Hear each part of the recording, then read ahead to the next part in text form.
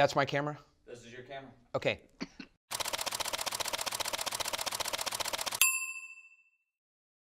Back on the line with Jim Davies. Jim is here every week, and the more time you can get inside of Jim's head and learn what's in there, the better your life will be for certain. I know mine has.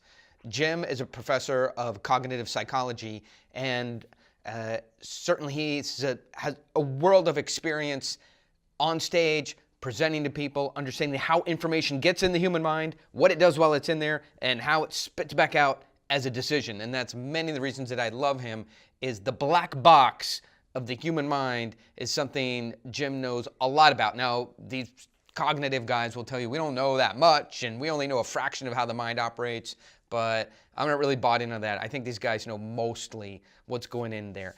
And so every week Jim and I get together and we talk about being in front of audiences, as a salesperson, as a speaker, as a presenter, as an entertainer. If you need to get on the phone, get on a Skype, but more importantly, on a stage, and whether that stage is a whiteboard in a conference room, whether that stage is something intimate like a stand-up comedy club, whether that stage is an auditorium-sized thing at Google, or whether that stage is 5,000 people cheering your name, wanting to hear the time you hiked up Mount Kilimanjaro and lost your arm.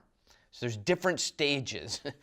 So Jim, just for perspective, can you give the listeners, as they become more and more familiar with you, a little bit about what cognitive psychology is, briefly, why it's important, and why you know more about sort of how people make decisions or influenced than sort of your average bear, than a sociologist, than a criminologist, than a mathematician, than a chemist. Why is cognitive psychology important? So I'm I have a degree in psychology, but I think the most important thing is that I'm actually a cognitive scientist more than a cognitive psychologist. And that gives me the advantage of being able to look at how the mind works from multiple perspectives. So I have degrees in philosophy, psychology, and computer science. I've published in all those areas. I'm a professor of cognitive science. So it's my job to understand how all of these ways of understanding the mind, all these lenses through which we can productively look at the mind, come together to help form the best we can do at a global understanding of how that all works. And it's super important because ultimately, the world is constrained by physics. The world is constrained by the laws of biology. But getting anything done in the world involves collaboration with other people, sometimes competition with other people.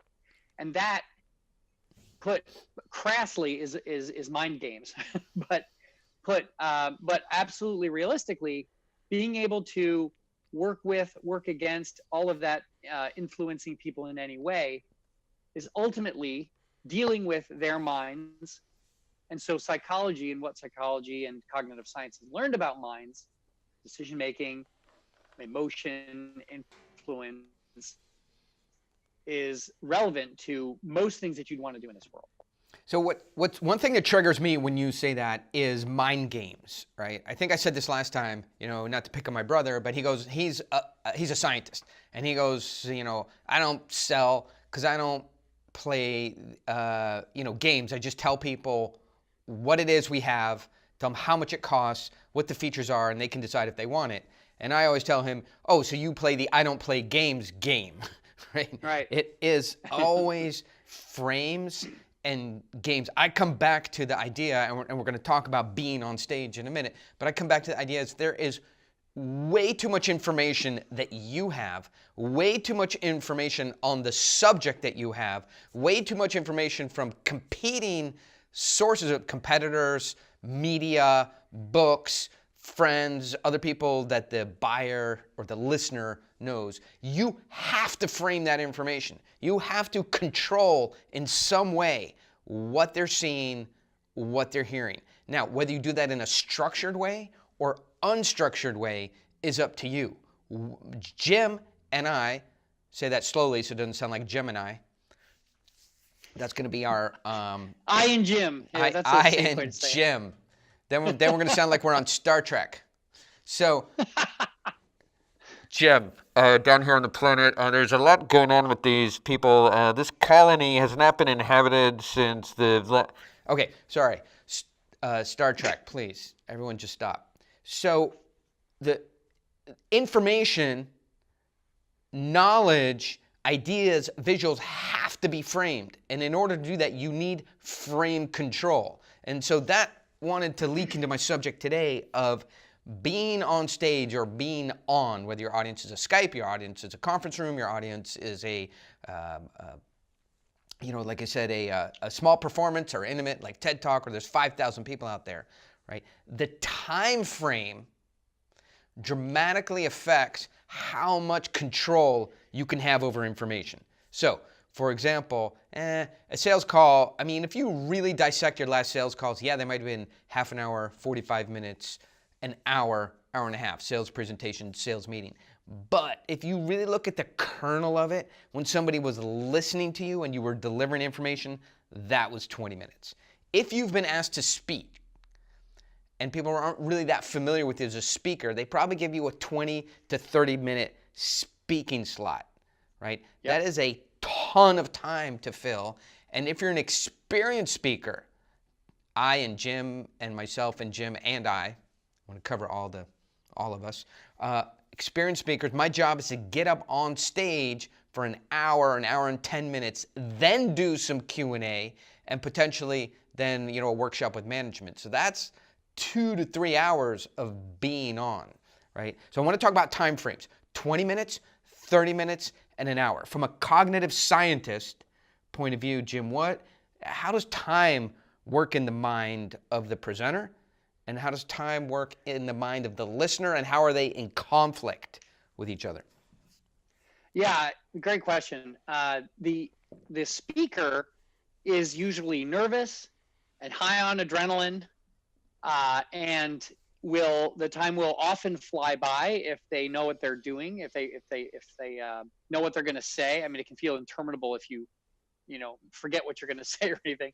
But if things go okay, you're going to be you're possibly the most interested person in the room, right? Because you are the one being the most active. Okay. So I love that. I mean, if there's an Instagram quote, is during your speech, you're the most interested person in what you have to say in the whole room. Yeah, and that corresponds with the generally good advice to try to get other people talking, because people like to talk. They like to express themselves. And so when you're the speaker, you're up there, and it's easy to think about that, how good your talk was based on how good you feel about it. But the audience is what matters, and what their experience that they get, and that is not always the same as the speaker's experience. So you've got a lot of work to do. Just because you find it interesting and you felt jazzed up there doesn't necessarily mean that the audience was carried away with it. One thing, you're usually standing up, you're talking, you're using oxygen, you're moving your body around. Yeah. You're as I said, your cortisol's up, your stress levels are up. Yeah. It's just kind of energizing. Like I feel really jazzed. Like I'm a lecturer, right? So I stand up in front of my classes are like 1,000 students actually. So I'm in front of I feel like a movie star, yeah, right? Or a superstar on stage, like Van Halen or whatever. And I feel really jazzed afterward mentally. I'm psyched up. I might be a little bit tired, but during the lecture, I'm not falling asleep, right? But look at the audience. They are sitting, stationary. Depending on if they're more than 8 people, basically not allowed to ask questions. So they are, and then they're trying to understand you in a non-interactive way, but they're not watching a video, so they can't pause it to think, okay?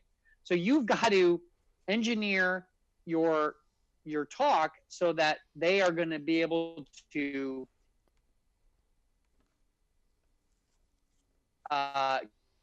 get what they need out of the evening. A person can stay focused on a boring thing for maybe 10 or 15, 20 minutes, maybe 15 minutes. I don't know what your experience is. Well, you don't give boring talks, so what would you know, Oren? Yeah. But if Well, you're trying to focus on a boring lecture that you have to take, like if you're in university, you have to take a class you don't want to. It's just really boring. It's very hard after the first 15 minutes to stay engaged. so how long are your lectures? Hour and a half. Yeah.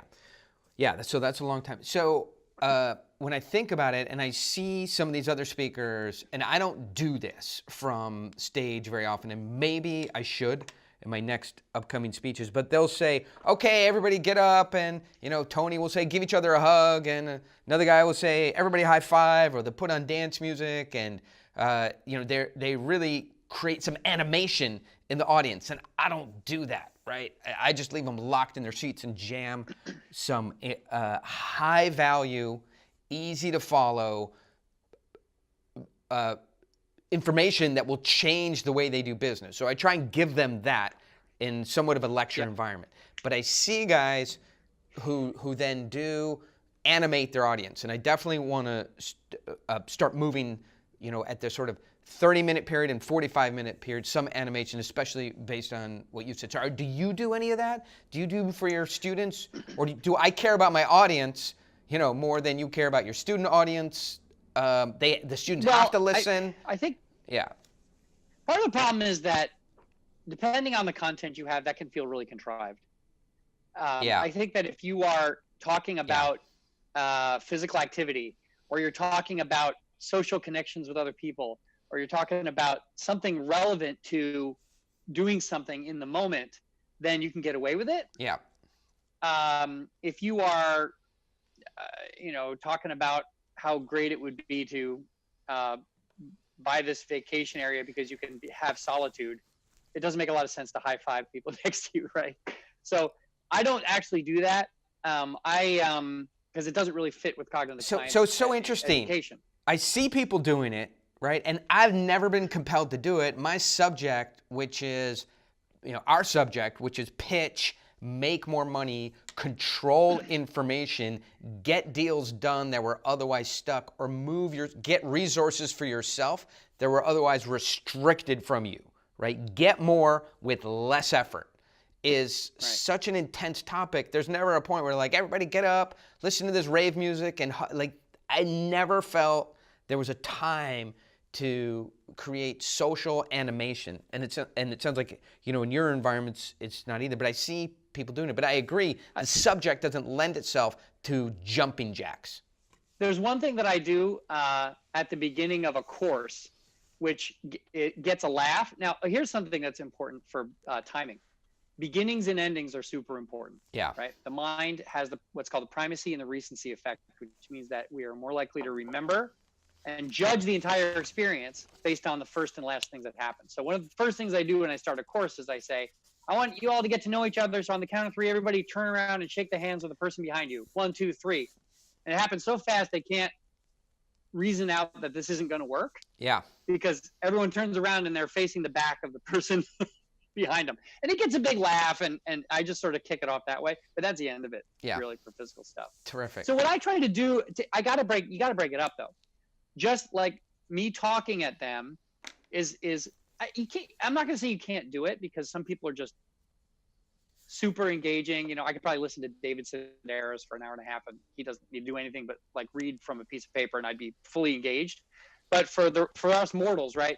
I sometimes will have a video of someone else talking, or some image to focus on, and that I think will sometimes, because your mind is tuned to detect novelty, you can come out of whatever stupor an audience member might come out of whatever stupor they found themselves in, to attend at least temporarily to something that they perceive as new. You see what I'm saying?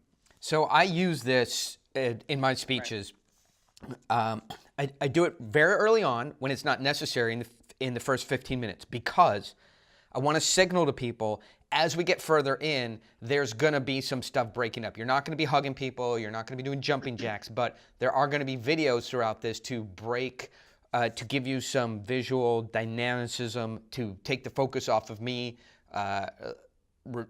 give a sense of reduced ego on my part, but there is going to be some dopamine. There's going to be some other things where you can relax and watch and enjoy, as opposed to focus and intensely take in like you would in a lecture. So I do it before it's necessary to signal that there is some entertainment within this hour. And that really works for me because it causes people to relax and let them know there's going to be some visual variety within the speech. And of course, the great thing about video is these are highly condensed clips, maybe, for the ones I use, definitely not more than 3 minutes, usually below 2, sometimes 1 minute. And they're so condensed that, it's almost like a meditation, of a sort. They're so condensed that they allow the audience to reset and focus back on you. So they have a good hook, right? They have an excellent setup. There's a path to payoff and a payoff all within a 2-minute video, rarely 3 minutes. You would not see me in a speech that I'm giving to your company, your audience, play a 5-minute video. That's my job, to entertain you, right? Not show you videos.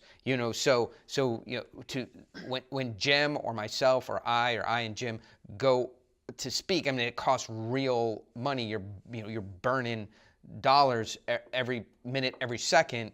You don't want to watch videos. Now, you do want to see a couple 1-minute, 2-minute videos that we've selected as highly demonstrative, entertaining, and tied into the subject, for sure. And that's our job, to bring that stuff. But it's not our job to say, hey, did you see this 2020 episode?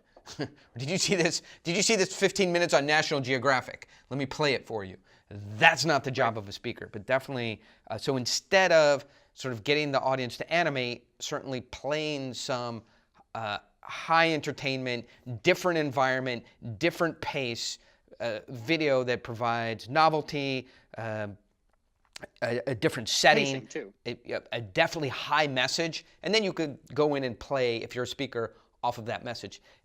For sales presentations, I think it comes back to a matter of time. In a 20-minute speech, sales presentation, would I play video? Me? With my level of expertise? No, I would not. Jim, how would you weigh in on the 20-minute time frame? Yeah, I mean, if you're 20 minutes, arguably you don't really even need to break anything up at all, because you are ending your thing just as the natural attention span is ending. But I don't like to have always and nevers with this kind of thing. If you've got something that absolutely, if you need video, if something can only be communicated with video or audio or pictures or whatever, you got to have it, right? So, right. I wouldn't say, don't have it, but don't put in an unnecessary video because you need to break it up if it's only a 20-minute speech. I think that we're only talking like longer than 30 minutes. You need to start having some kind of pacing changes, right? And medium changes. So, so I think as I think about time frames, right? 20 minutes, I think most people can handle. It's sort of you're racing to the finish of 20 minutes. I mean, that's my domain, is what do you do every minute for 20 minutes to give a pitch?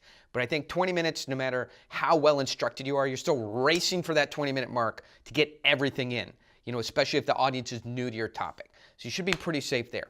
30 minutes, you're 10 minutes past the natural detent or the natural dip in attention, right? So, Jim, what is your inclination from a science standpoint of how you would use video to break up or add to a 30-minute speech presentation? So the video's got, you don't just put in a video for video's sake.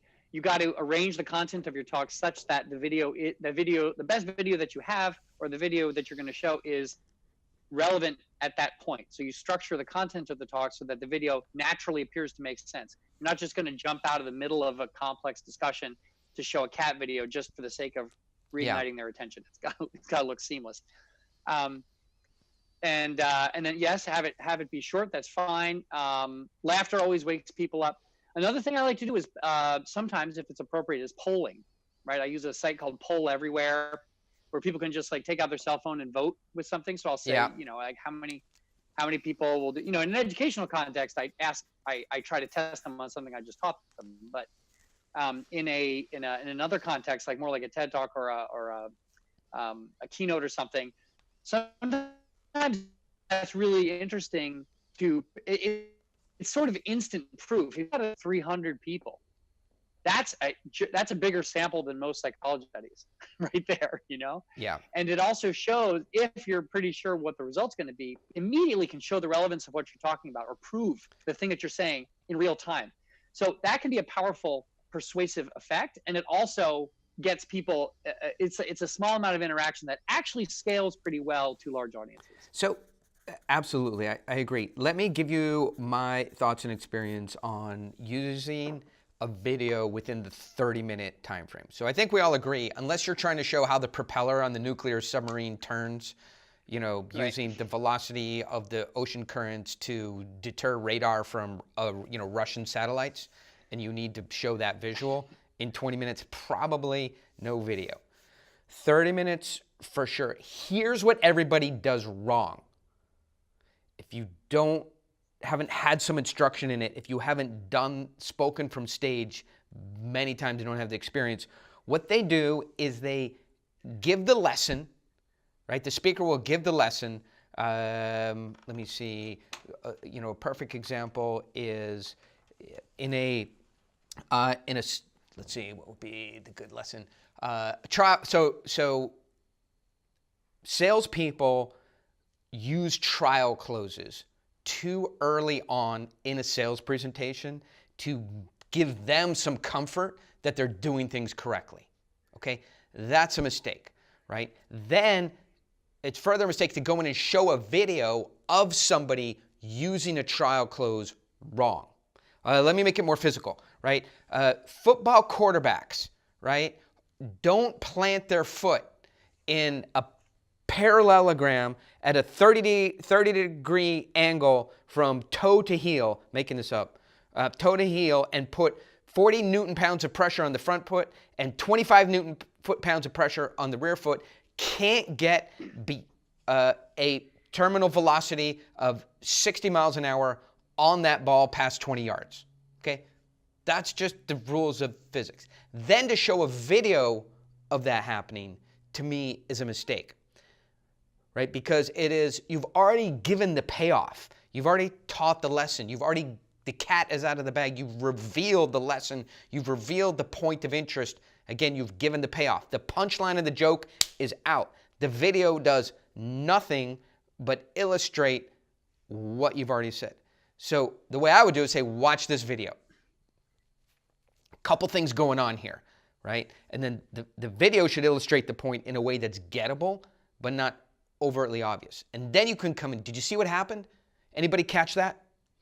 Right? Then we can get some hands and questions. No. Yeah, I think you're onto it. Watch this again, right? And then you can play just a 10 seconds. See that? Whenever you don't have this 30-degree angle, 40 Newton-pounds of pressure, 25 here, see the ball drop below 40 miles an hour at the beyond 20 yards? Happen 100% of the time. Right? So the video is the payoff that you get for thinking about the subject, in my experience. People use... And I think you bring up this brings up another thing that's really valuable is narrating your video yourself, but then relying on some audio that came with it. So I've seen business presentations where the person might be a great speaker and then they put on a video and it's like, here at Los Alamos National Labs. That's great. Yes. So when it's actually refreshing, when silent, intimate, you feel like you're in the living room with somebody pointing at a screen and saying like, okay, watch this and this is what happens. I think that gives a real immediacy because video can be a snoozer, right? Yeah, I think. I mean, hopefully you don't pick snoozers, but you might even just opt to have a video, even if you have a video that comes with sound. Just don't use it. It's called in sports it's called watching tape, right? So players have to go in and watch tape. It's not what they want to do. They want to play. Watching tape is sort of the boring part of it. Looking for those. So absolutely. And it's so funny. What you're talking about is a subject for next week or the week after, which is tone intonation, pace, and intensity. So, yeah, that's the issue is if we're up there going, and so one of the absolute clear things is energy dependency has got to be blah, blah, blah, and environmental and Tesla and batteries and space mirrors, right? We have to join together hand in hand, the people of the earth, to create environmental accord, right? And concern for energy security is our number one cause. And then watch this video, and then you say, here at Los Alamos nuclear facility, we are Yeah, we'll talk about encouraged. we can talk a lot about pacing in another episode. So I think we just did. So for 30 minutes, 1 or 2 1-minute videos in which your description of the topic sets up the video and the video takes it further to give the payoff. Don't pay off with the video, and don't give the topic away to where the video is just a visual repeat of the information you already gave. And it might be different for students who you're trying to bag into their brains a concept, but for people who have paid to be there, yeah, the topic is going to change their lives potentially. Mm-hmm. And where you there's are, another thing I want to say about when you get to like hour length. You need to have reminders of what they've learned. You need to put a little more effort into the structure, like making explicit the structure of the talk to facilitate memory. Okay, you can have a long talk. Actually, not even a talk. I like modern dance, but one of the problems is you go and it's an hour and a half, and I might love the entire thing, but I can't remember any of it later. Yeah. Because there's nothing to hang on, right? So you can have a really great long talk, but what I mean by this is, so you have a theme and you keep showing evidence for the theme or hitting on the theme, but then you remind them of how it relates to the theme. And that helps them, what we call in psychology, deep process. So if you have something that's deeply processed, it means it's connected to many other memories, right? So when you tie things together explicitly in the talk, and this is really important when you're 45 minutes into a talk, how are they going to remember the thing you started talking about at minute 5, right? If there's an explicit structure that you refer to more than you think you should, usually, it can help them remember. And I say more than you think you should because it's easy to forget that what you're saying is going to sound perfectly sensible and reasonable and memorable to you because you've memorized the talk and it's your area. Yeah. Right? So you got to get in the head of the audience member to step back and say, okay, got to help them.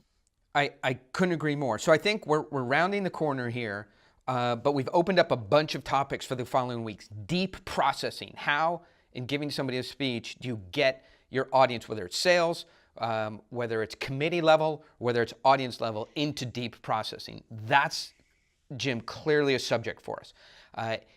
When you are reading a book, right, or a white paper, there are, or going through a website, there are visual cues of, website is great, there's visual cues of where you are, where you should be, and what to do next. If you, right, when you're giving a speech, most people leave out those cues of where they are, where they've been, and what's going to happen next, and where timing is. And that's incredibly important to build in, otherwise your audience just doesn't know what's happening, where they've been, where they are, what's happening next. You know who does that well is radio. Radio, dun, dun, dun, 2 minutes before the hour, now we're going to do traffic, now we're going to do weather, sports, top of the hour, news, right? At 15 minutes, interview. So listen to radio next time and think about all the cues they give of where you are, where you've been, what happens next. We got to do cues on one of these upcoming calls. We have to do polling because polling can be done very, very wrong. Anytime you get into technology, that's another topic for us to hit, in the next coming week. Anytime you're using technology, when you're up in front of 1,000 people, 5,000 people, you are tempting the gods to ruin your goddamn life. Yep. We talk about technology fails, technology wins. Polling is one of those technologies. Video is one of those technologies. Video is. If you don't trust the people putting you up for this talk to have the sound working for your video, right? So absolutely, we can Read your talk about. slides.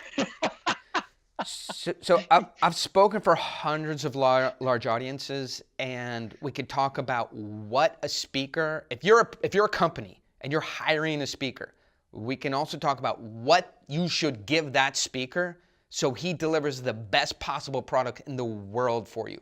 So what I think we need to do is, as we start talking about this subject of speaking, whether you're a speaker or you hire speakers, start to put questions into us. Certainly, follow Oren on Instagram. That is a great place to get quick answers. You can email if you've got a big topic and you're hiring speakers. Email Oren at pitchanything.com. We'll try and put your topic on this show. Upcoming shows are going to be about technology, one of those technology polling, one of those technology video. We're going to talk about deep processing. We're going to talk about themes, layering, and structure of information for speakers. And then ultimately, all of this is going to wrap up, from week to week, of how, if you're a company, to hire the best possible speaker to educate and entertain your audience in a way that's really moves the needle forward for your company. Because most of the speakers we see hired, or the ones I speak before or after, have a speech, people go eat lunch, and it's like an Etch-a-Sketch, right? An hour later, it's if they never existed. $35,000 wiped out. How, when you're a company, you spend $35,000, do you get a year, 2 years, 3 years of deep change and meaning into your audience? We'll talk about that. So, and capping up here, Jim, 20 minutes, go for it, race to the deadline, frame your information up, try and get all the important, critical, structured information in by 20 minutes. 30 minutes, it's starting to be a long time. 1 or 2 videos can really make a huge difference in terms of attention and processing. An hour, got a lot to think about. That is a long time to keep people butts in seats. So, any final thoughts? Need distractions, changes, signposting, structure when you get to the hour level, right? So, and if you're working on a speech from a narrative construct form, I think I'm as good or better than anybody. From a science, the things we talked about here, Jim is better than anybody that I know in terms of programming information. Get in touch with us. We'll try and help. We'll be back here on next Tuesday with more about speaking for key, big, important audiences and leaving them with important information and deep processing. So thanks, Jim. I really appreciate it. Back to the coal mine. See you next week. See you next week.